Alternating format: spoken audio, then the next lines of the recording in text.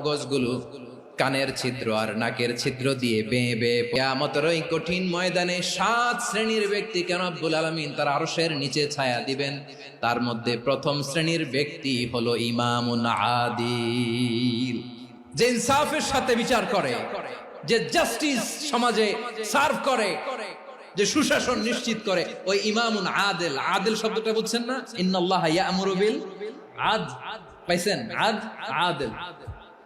7 শ্রেণীর ব্যক্তিকে আল্লাহ তাআলা সুশীতল আরশের নিচে ছায়া দিবেন, যেদিন তার দেয়া ছায়া ছাড়া কোনো ছায়া থাকবে না। এর প্রথম হচ্ছে ইমামুন আদিল, ন্যায়পরায়ণ শাসক। চিল্লায় বলেন সুবহানাল্লাহ।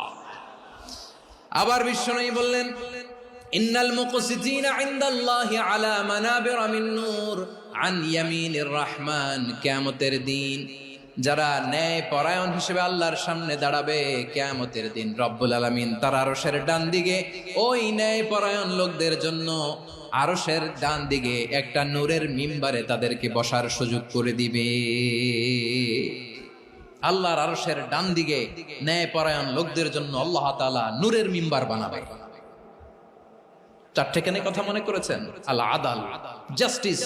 ইন্নাল্লাহা ইয়া'মুরু বিল আদল। আল্লাহ তাআলা এই আদালতের নির্দেশনা দেন, সুবিচার।